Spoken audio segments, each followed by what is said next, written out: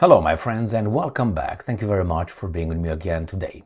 In this video, I will discuss the consequences of the US tariffs and the response coming from the Chinese. Then I will look into Dmitry Medvedev, assessment of what will happen to the European Union as they are slapped with the American sanctions. Then we're going to discuss about the job growth in the United States of America, which seems to be a boom. It's fantastic. The economy is humming. The other topic has to do with the United States of America warning China. But the United States of America is warning China about something that the United States of America has been involved in already a few times. But that's how it is. That's called projection. You do something here and then you point out to others they're doing it, but actually it's you blaming others for the same thing you did. You can call it hypocrisy as well. And then we find out that the Chinese and the Russians are discussing Iran's nuclear program and Korea. It's related to the previous topic. So before I start with the first topic, which is obviously, China imposes tariffs on the United States of America, reciprocal or even worse, I have to,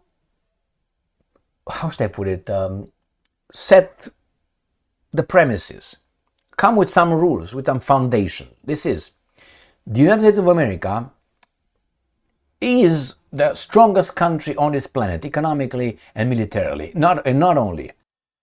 But even if you are the strongest, you can't fight everybody at once. You have to pick your fights. You might be strong, but remember, the other guys will get together, will gang against you. And who has most to lose? You. Not they. They are already there, down, but you are here. So the only one that can drop is you. So the United States of America right now has either is going to show that it really smacks everyone, with some little exceptions, or is going to be shown to the entire world that the United States of America has limitations, big limitations, which would obviously destroy the United States' authority globally. Why? As I said, you're strong, but you can't fight everybody at once. And it seems like the tariffs are doing exactly that. Now, how united the other ones are, what are the methods of, smacking the Europeans, that's a different story. And not only the Europeans, the Chinese. This is the first article and the first topic. Associated Press.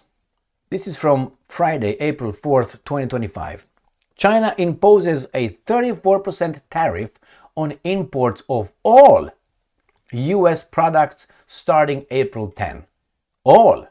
Now, it's true you can impose it, but can you hold it? Can you hold the line? I mean, all armies are showing on the battlefield, but once they start smashing in one another, are you going to hold the line? Or are you going to be like, go home to mommy?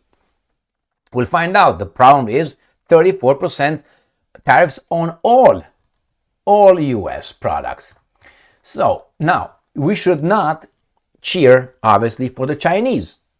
If you're an American, the Chinese could cheer for China. That's how things are. But when you hear the mass media, and in this case is Associated Press, kind of like smirks, is happy that China imposes sanctions on, instead of saying United States of America, they think is sanctions on Trump. All right, let's go. China announced Friday that it will impose a 34% tariff on imports of all US products beginning 10 of April, part of a flurry of retaliatory measures following US President Donald Trump's Liberation Day slate of double-digit tariffs. You see, already the Associated Press tells you that they root for China, not for the US, because it says, no, that US initiated the Liberation Day, and the poor Chinese are just retaliating. It's not like that. The Chinese, as Trump says, were killing us with their tariffs, not with that one, but with tariffs. Trump retaliated, and these guys said, no, we're going to retaliate on you. But from the first paragraph, you understand Associated Press's side. The new tariffs matches the rate of the U.S. reciprocal tariffs of 34% on Chinese exports that Trump ordered this week. So, okay, they match it. Good. So if these guys match it, and that's okay with that, then what Trump did matching everybody else, it's fantastic, isn't it? All right, he says, the Commerce Ministry in Beijing also said in a notice that it will impose more export controls on rare earth, which are materials used in high-tech products such as computer chips and electronic vehicle batteries. All right, so we got that already.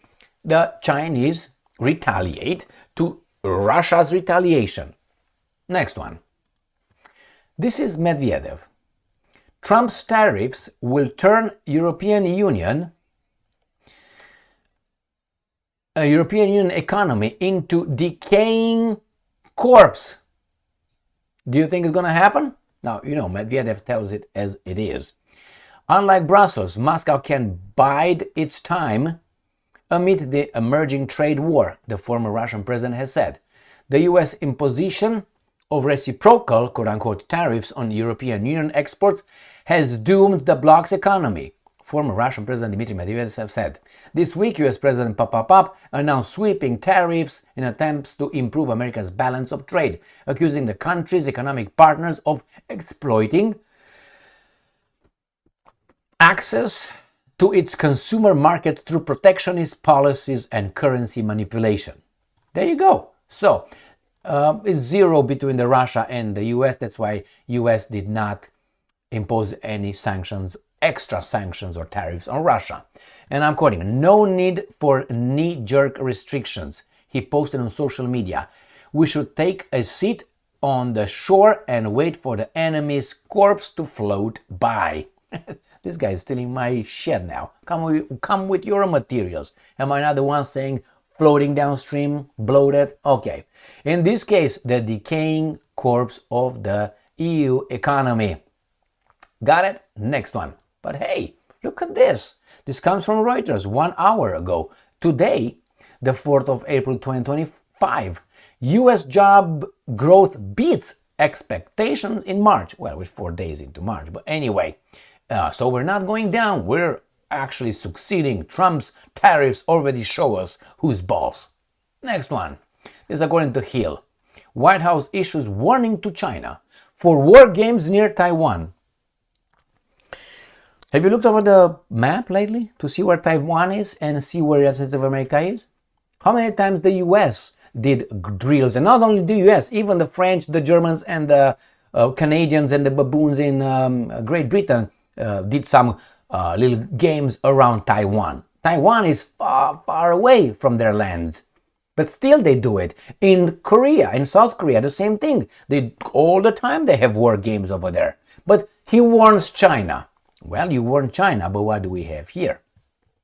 You lost the race. Remember what I said at the beginning of this video? I said that you may be strong, but don't take on everybody at the same time. Russian Chinese foreign ministers discuss Iran's nuclear program and Korea, Russia says. And here is Wang Yi with Lavrov, two diplomats, all right, plus Peter Sziarto of Hungary and Dr. Jaishankar of India. The rest, zero. So here it is. Russian Foreign Minister Sergei Lavrov discussed with his Chinese counterpart Wang Yi, who also met Putin, yes, the president, the situation on the Korean Peninsula as well as Iran's nuclear program, the Russian Foreign Minister said late on Tuesday. So what do you think that is? They are already ganging. They are already together, what I was telling you. United States of America, if it would be left alone, without the jackals, which, as I said, United States of America is strong, the strongest.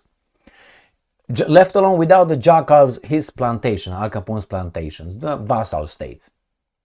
And on the other side, we will have China, Russia, let's say, put India if you want, the BRIC countries, BRICS country. But say, well, you see, yeah, I'm not saying these guys are stronger than the United States of America. but US would lose against these guys. I mean, BRICS countries together have half of the global population and almost matches the G7 economies, GDP per blah, blah, blah. So, my friends, the Russians have nothing to lose here, and they're not losing. The Chinese know, with the tariffs or whatever happens in Ukraine, or I mean, you can see the Russians did not collapse. The only country, I mean, Europe is already irrelevant, but the only country that really has to lose is the empire. The empires, as I said many times before, cannot show weaknesses. Why? Because empires have vassal states, they have provinces, and they are held over there not by love, but by military and many other threats. Therefore, if they see that, how do you call it, the empire is wounded, what do you think the other guys will do? Try to break away or give the final blow to their own, I don't know, empire. Or not empire, but to the empire. The guy's in charge of it. So, my friends, here it is. China retaliates, obviously. The Americans blame the other guys, the Chinese, because they do war games near Taiwan. Get a map and see where Taiwan is. Then the other one is Medvedev tells the truth. The Europeans will be fucked. And they're already dying, as he said. That's a reality. Then the economy. Look over there, the employment market. I hope those are not employees who are from the public sector. Those are not the job market. People employed by the federal government or by the state government, they're not considered, real employment. Oh, the employment, yeah, you hire them. What? It's a socialist. The socialists had full employment. Romania has full employment. That means the economy was great? No, it was a fake employment over there. The same here. They were all working, but it was an, socialist economy. So the same here, my friends. In 4 days is beating the expectation. That's good news if true.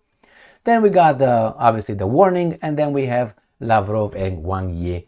They are going to strengthen their alliance, and Iran will join. It's already there, and North Korea as well. Venezuela is coming, and many others. Thank you very much for being with me again today. Stay strong, stay smart, look for the truth, and be just.